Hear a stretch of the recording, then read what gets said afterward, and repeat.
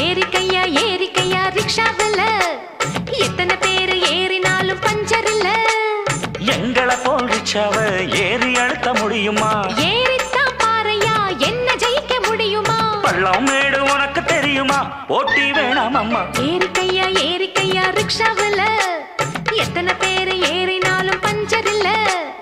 ஏறிக்கையா ரிக்ஷாவில் எத்தனை பேரு ஏறினாலும் பஞ்சர் இல்ல.